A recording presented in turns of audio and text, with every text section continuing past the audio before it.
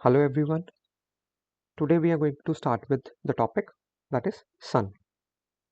So now Sun is a dwarf star which is considered to be of the age 4.8 billion years. So it is 4.8 billion years old dwarf star. So now there are layers of the Sun. Now layers को हमने divide किया है in the form of inner layers and outer layers. Inner layer में हमने बोला there is core, there is radiative zone and there is convective zone. While outer layers में बोला photosphere, chromosphere and corona. So these are from inside to outside. ठीक है. Now core क्या है? It is the innermost layer. Core is the innermost layer जिसका जो temperature है that is minimum 15 million degree Celsius, जो हमने कंडीशन पढ़ी थी for a protostar to be called as a star. So 15 million degree Celsius minimum temperature इसके core में होगा. सो इसका हाईएस्ट टेम्परेचर है और इसमें न्यूक्लियर फ्यूजन रिएक्शन चल रहा है. उसके बाद there is radiative zone. So radiative zone में क्या है? The energy is travelling from core towards the radiative zone and then to the convective zone. Third zone is the convective zone. उसमें भी energy is being transformed from the radiative zone towards the outer layers in the form of convective currents to the surface. Now, the fourth layer is photosphere. That is the first outer layer. So, photosphere is the brightest layer of the sun. Photosphere, that is the first layer of the sun's atmosphere. And जो light हमें visibly दिखती है, that originates from the photosphere. Okay, that is visible. Now, the next layer is chromosphere.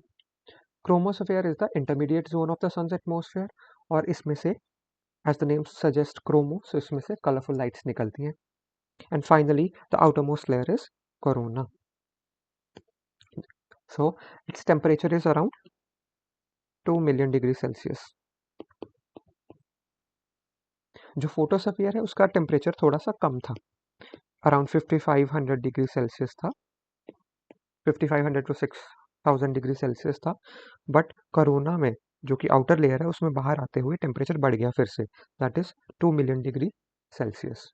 Okay, and इसमें जो recently news में भी था Parker probe. So that is the first man made object prepared by NASA to enter into the sun's atmosphere. And this corona is only visible during the total solar eclipse. जब total solar eclipse होगा तो जो outer rim दिखती है light की, that is corona. Okay, एक और छोटा सा टॉपिक है that is solar flare. So what is a solar flare? It is the sudden outburst of energy with a storm of hot particles released into the space. तो इसकी वजह से sun पे स्पॉट्स आते हैं. सन स्पॉट्स जो solar cycle होता है जिसमें सोलर मैक्सिमा आता है, मतलब उस टाइम पे मैक्सिमम सोलर स्पॉट्स हैं, और सोलर मिनिमा आता है जिसमें मिनिमम सन स्पॉट्स हैं. तो इसका रफली एक एवरेज टाइम होता है सन स्पॉट का, सन साइकिल का, that is 11 years. Okay, now coming on to the planets. So planets में we have two types of planets, terrestrial planets and Jovian planets. Terrestrial are which are having solid surface, land जिस पे है. So these are the first four planets: Mercury, Venus, Earth and Mars. Jovian planets are the Jupiter-like planets. So these include Jupiter, Saturn, Uranus and Neptune. Okay, so 4 terrestrial and 4 Jovian. So now what are the differences in the terrestrial planets and Jovian planets?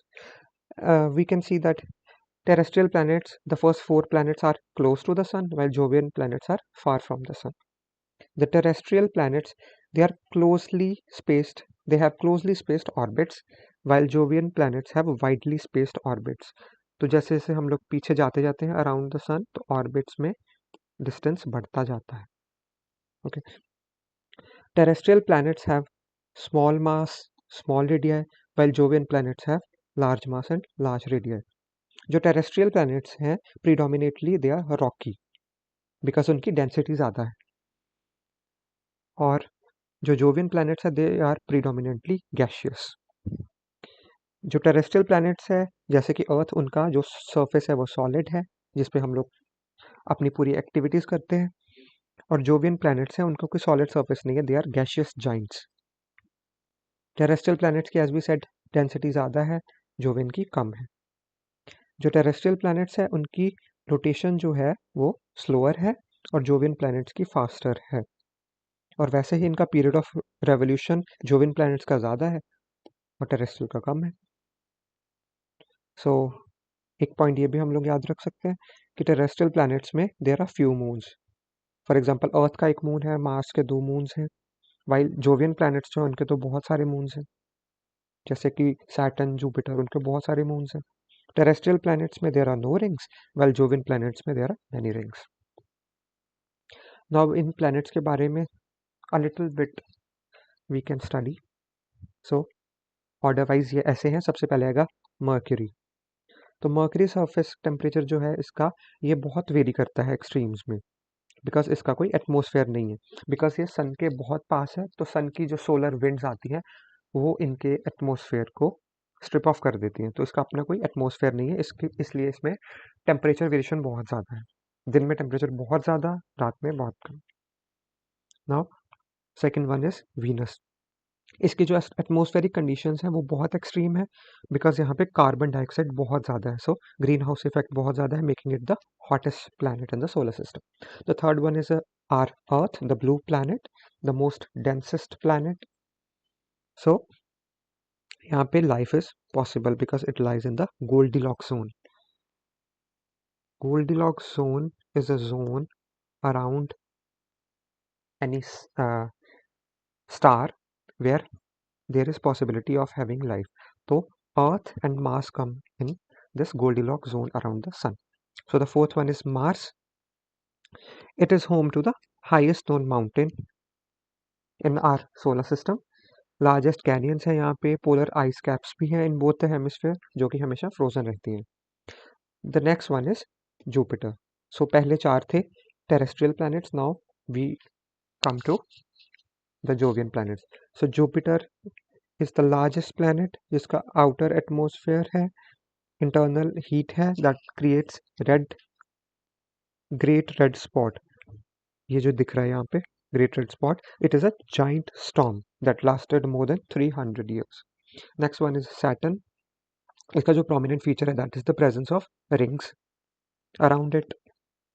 Uranus, it is the only planet to rotate on a sideways axis. मतलब it appears to be rolling, so rolling around the sun.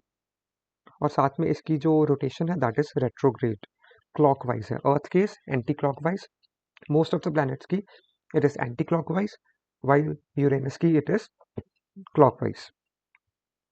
Now coming on to the last planet, that is Neptune. It has active and visible weather patterns driven by the strongest and fastest winds of our planet. तो इसमें strongest and fastest winds मिलती हैं हमें, and it is the farthermost planet. Okay. Now एक planets हो गए, एक है ड्वार्फ प्लैनेट। सो ड्वार्फ प्लैनेट होने के लिए क्या कंडीशंस होनी चाहिए, ये इंटरनेशनल एस्ट्रोनॉमिकल यूनियन ने बताई हैं 3 conditions. The first one is it should orbit the sun and is not a moon of any planet. Second one is it should have enough mass to be round, ऐसे round shape में होना चाहिए, इतना इसका मास हो कि ये एक स्फेरिकल शेप को गेन कर ले। Now the third condition is it has not cleared its orbit of debris.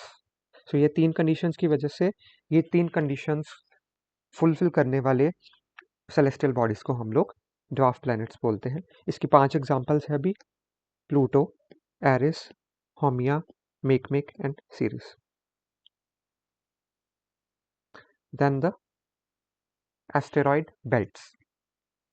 Now asteroid belt क्या है? It is a belt of rocky metallic bodies जिनका कोर है आयरन का और निकल का, और they revolve around the sun. Now एक है एस्टेरॉयड बेल्ट, एक है Kuiper belt. Asteroid belt is located between the Mars and Jupiter. तो मार्स एंड जुपिटर के बीच में ये जो रॉक्स की बेल्ट है that is called as asteroid belt. और बियॉन्ड द नेपच्यून, नेपच्यून के पीछे एक और ऐसी बेल्ट है that is known as Kuiper belt. और अपने पूरे सोलर सिस्टम को एक गैलेक्टिक डेब्रिस का एक क्लाउड है वो सराउंड करता है दैट इज नोन एज ऊट क्लाउड, ऊट क्लाउड। ओके, ये 3 डायमेंशनल, ऊपर नीचे लेफ्ट राइट हर जगह पे इसने सोलर सिस्टम को कवर किया हुआ है। Then we come to meteors and meteorites. Now, what is a meteorite? When an asteroid it comes out of the orbit, अपने ऑर्बिट से बाहर निकल के आ जाता है एस्टेरॉइड और अर्थ की तरफ आने लगता है तो हम लोग उसको बोलते हैं मीटियोराइट। नाउ जब वो मीटियोराइट अर्थ के एटमॉस्फेयर में आके बर्न करता है तो एक फ्लैश ऑफ लाइट दिखती है that is known as meteor. और उसका जो रेमिनेंट पार्ट अगर कोई बचता है जो अर्थ के सरफेस पे रीच करता है तो that is known as meteorite. Okay, so अगर हम लोग इसको एक ऑर्डर में लिखें तो फर्स्ट वन इज एस्टेरॉइड। जब एस्टेरॉइड अपनी बेल्ट में से बाहर निकल के अर्थ की तरफ आने लगता है तो that is known as meteoroid. जब वो अर्थ के सरफेस में बर्न करता है तो एक फ्लैश दिखती है that is known as meteor. और जो उसका कुछ अगर बचा हुआ पार्ट अर्थ के सरफेस पे पहुंच जाता है तो that is known as meteorite. Okay, so asteroid, meteoroid, meteor and meteorite. Comet is another body. So comet क्या है?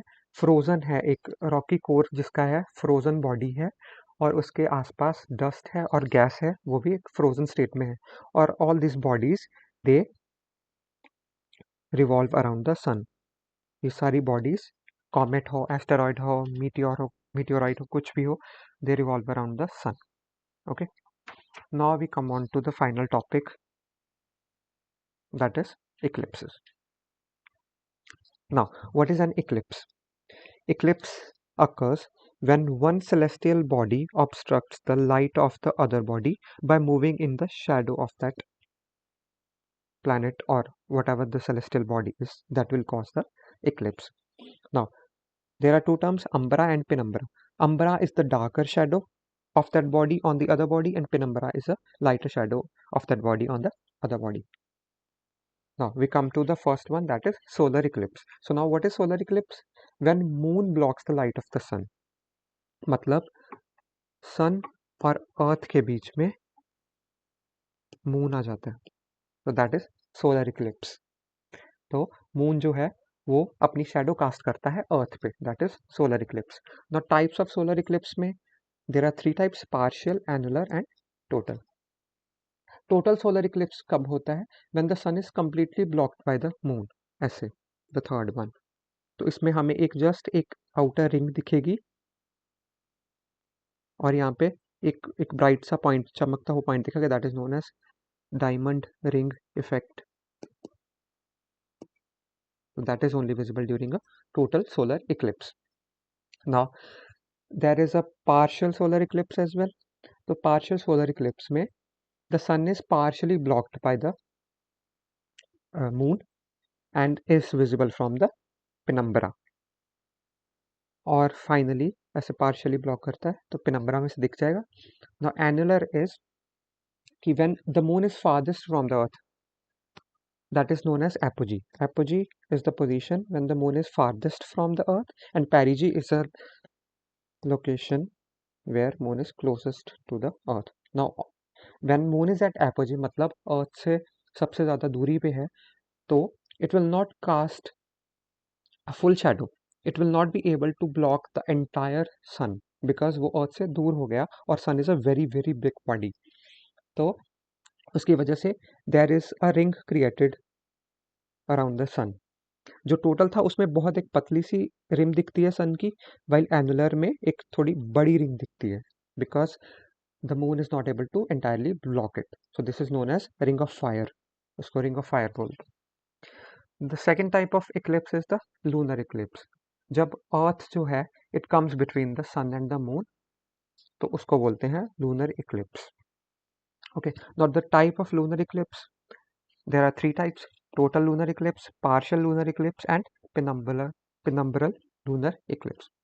Total lunar eclipse में क्या है कि the moon is located behind the earth. So when the moon is located within the umbra of the earth and is totally shadowed, तो अर्थ के पीछे है और अर्थ के अम्बरा में ये लोकेटेड है, तो अर्थ इसको पूरी तरह से कवर कर लेती है, तो it will appear as a this kind of moon, red moon, okay, or also known as blood moon because ये रेड कलर का दिखता है ना। ये रेड कलर का क्यों दिखता है? बिकॉज ऑल्दो सन की डायरेक्टली लाइट तो मून पे नहीं आ सकती बिकॉज ये अर्थ के पीछे है, बट अर्थ से रिफ्लेक्टेड हुई रेड लाइट जो है वो मून पे पड़ती है, तो मून हमें अर्थ से रेड कलर का दिखता है। Now the second one is partial lunar eclipse. So when the moon is located between the umbra and penumbra, ये देखिए ये है umbra और ये जो छोटी शेडोज हैं, जो लाइटर शेडोज हैं, दीज आर penumbra.